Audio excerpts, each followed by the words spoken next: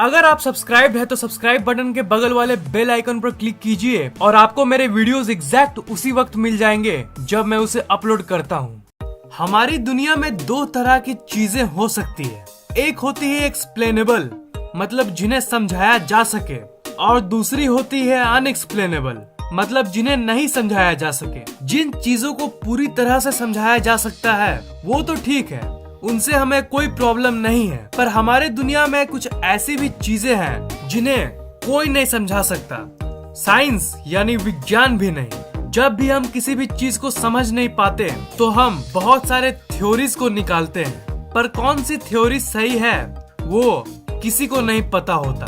हमारा शरीर भी कुछ वैसा ही है। शरीर के ऐसे बहुत सारे प्रोसेसेस हैं जिन्हें साइंस समझा सकता है, पर हमारे शरीर के अंदर कुछ ऐसी भी चीजें होती है जिन्हें साइंस नहीं समझा सकता। Let's explore 5 things our body does that science can't explain. Number 5, hypnic jerk. आप बेड पे सोने जाते हो, फिर आंखें बंद करते हो और धीरे धीरे आपको नींद आने लगती है। पर क्या आपके साथ ऐसा कभी हुआ है कि नींद आते समय आपको सडनली अचानक झटका सा लगता है? आपको ऐसा लगता है कि आप किसी ऊंचे जगह से गिर गए थे। उस समय आपकी नींद तुरंत टूट जाती है। इस फेनोमेनन को हम लोग हिप्निक जर्क कहते हैं। मैं श्योर हूँ कि आपने इस चीज को अपनी जिंदगी में कभी न कभी जरूर अनुभव किया होगा।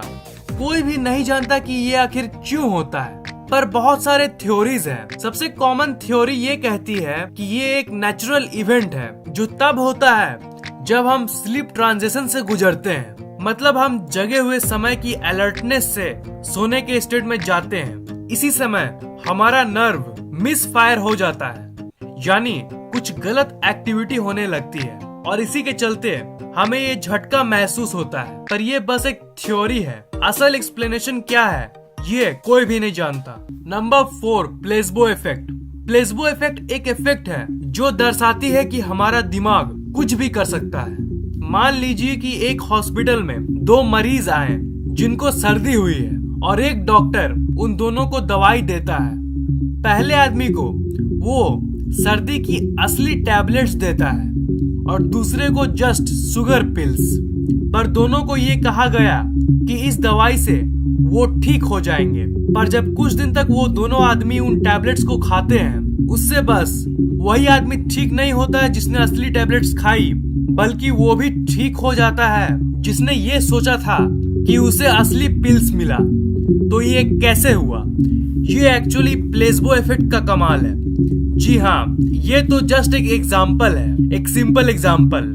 इस इफेक्ट के मदद से डॉक्टर्स ने कई लोगों की बड़ी बड़ी बीमारियों को ठीक किया है। सिर्फ सोच और थिंकिंग से ही उनका बीमारी ठीक हो जाता है। सिर्फ पिल के मामले में ही नहीं, सर्जरी के मामले में भी ये प्लेसबो इफेक्ट काम करता है। ऐसे बहुत सारे एक्सपेरिमेंट्स कंडक्ट किए गए हैं जिनमें लोगों को झूठी बात बताई जाती है कि उनकी सर्जरी हो रही है, पर असल में कोई सर्जरी नहीं होती। पर ये बिल्कुल वैसे ही ठीक हो जाते हैं जैसे मानो इनका सच में सर्जरी किया गया हो। ये दिमाग से जुड़ी एक ऐसी चीज है जो अनएक्सप्लेनेबल है। ये क्यों होता है इसका एक्सप्लेनेशन किसी के पास नहीं है। हमारा दिमाग और हमारी सोच हमें हील कर सकती है, ये बात तो बड़ी ही चमत्कारी है। इसका मतलब हमारा दिमाग हम जितना सोचते हैं उससे कहीं ज्यादा रहस्यमय है। इसकी कोई डिसेंट थ्योरी आज तक नहीं निकल पाई, पर शायद हम जब कोई चीज को मान लेते हैं तब रियलिटी में वही मैनिफेस्ट होने लगती है। इसलिए लोग कहते हैं कि हमें हमेशा पॉजिटिव सोचना चाहिए। Number 3, yawning. हम लोग सब जमाई लेते हैं, इज़न्ट इट?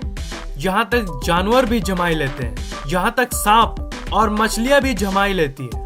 बच्चे भी अपने माँ के पेट में जमाई लेते हैं। पर अजीब बात जानते हो अब क्या है? किसी को नहीं पता कि हम आखिर जमाई लेते क्यों हैं। अब कुछ लोग कहेंगे कि ये क्या बोल रहा है। इसका तो आंसर सिंपल है, हमारी बॉडी के अंदर ऑक्सीजन की कमी हो जाती है जिसके चलते हम जमाई लेते हैं, सिंपल। पर ये सिर्फ एक थ्योरी है। ये हमें फर्स्ट प्लेस में ये नहीं समझा सकते कि ये प्रोसेस की शुरुआत कहाँ से होती है। दूसरी अजीब बात यह है कि जमाई आखिर कॉन्टेजियस कैसे हो सकती है, मतलब वो फैलती क्यों है। क्या आपके साथ ऐसा कभी हुआ है कि जब आप किसी और को जमाई लेते हुए देखते हो तो आपको भी जमाई लेने का मन करता है? आप लोगों में से सारे नहीं, कुछ लोगों ने तो जरूर ये एक्सपीरियंस किया होगा। नंबर 2, डेजा वू। क्या आपको कभी ऐसा लगा है कि ओह, ये तो मेरे साथ पहले भी हो चुका है, और फिर आप याद करने लगते हो कि ये कब हुआ था और अचानक से वो फीलिंग चली जाती है। ऐसी घटना को हम डेजा वू कहते हैं। इस फ्रेंच वर्ड डेजा वू का इंग्लिश में मतलब है ऑलरेडी सीन। ऐसी फीलिंग कि आपके साथ जो हो रहा है वो पहले भी कभी हो चुका है, चाहे कभी पहले या फिर आपके सपने में या फिर शायद आपके पिछले जन्म में। अगर आप इन चीजों पर मानते हो तो इस फीलिंग को हम डेजा वू कहते हैं।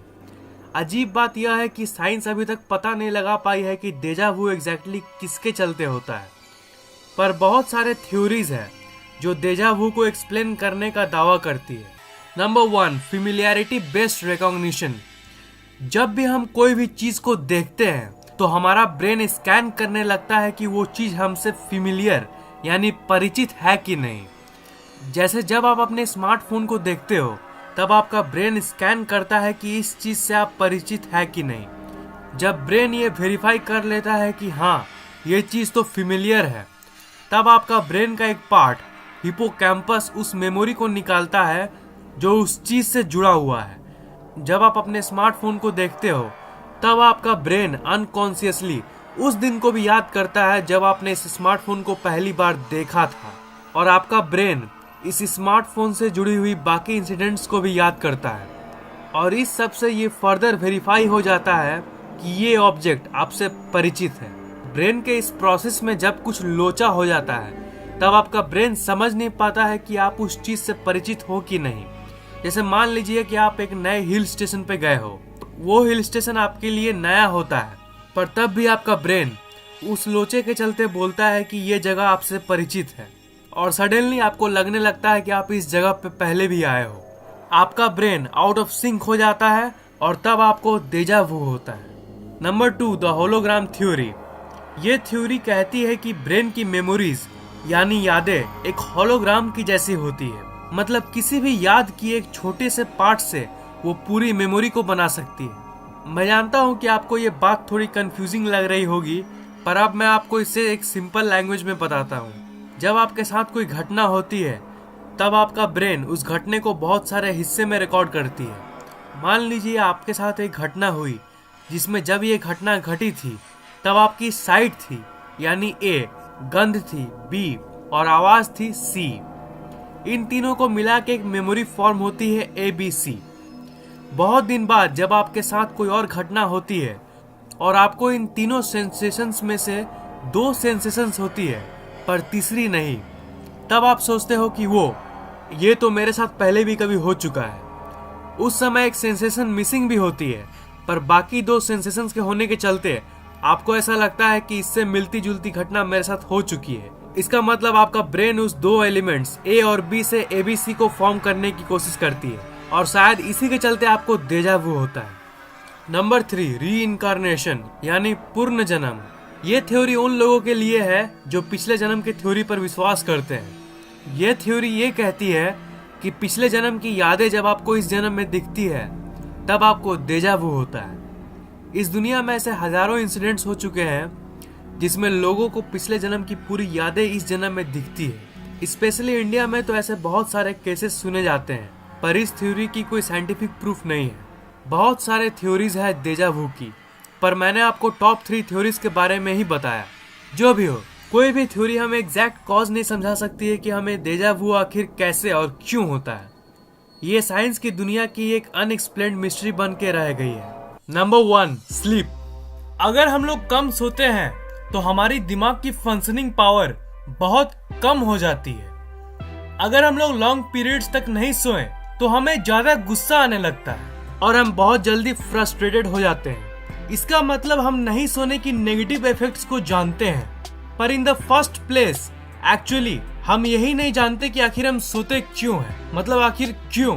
हाँ, आप लोगों में से कुछ लोग तो कहेंगे कि इस क्वेश्चन में क्या खास बात है, हम अपने शरीर को आराम देने के लिए सोते हैं। पर हर मिस्ट्री की तरह ये बस एक थ्योरी है। अगर हम लोग इस क्वेश्चन की गहराई में जाएं, तभी हम लोग समझ पाएंगे कि ये क्वेश्चन कितना फंडामेंटल है। आखिर हम सोते क्यों हैं? ऐसे और भी बहुत सारे थ्योरीज हैं। जैसे और एक थ्योरी कहती है कि सोते समय हमारा ऑक्सीडेटिव डैमेज रिपेयर होता है, पर इसका एग्जैक्ट एक्सप्लेनेशन किसी के पास नहीं है। क्या आपको पता है कि ये सवाल साइंस की ग्रेटेस्ट अनसॉल्व्ड मिस्ट्रीज यानी अनसुलझे रहस्यों में से एक है? इसकी एग्जैक्ट कॉज किसी को नहीं मालूम है। देखा जाए तो दो क्वेश्चंस है, सपने क्यों आते हैं और आखिर हम सोते क्यों हैं। दोनों के बस थ्योरीज ही हैं, कोई एग्जैक्ट एक्सप्लेनेशन किसी के पास नहीं है। तो आप क्या सोचते हो इन मिस्ट्रीज के बारे में? मतलब आपको क्या लगता है कि आखिर हम लोग को हिप्निक जर्क्स क्यों होता है, या फिर हमें प्लेसबो इफेक्ट क्यों होता है, या फिर हमारे साथ डेजा वू क्यों होता है? और आपको इन पांचों चीजों में से एक भी हुआ हो तो नीचे कमेंट करना मत भूलिएगा।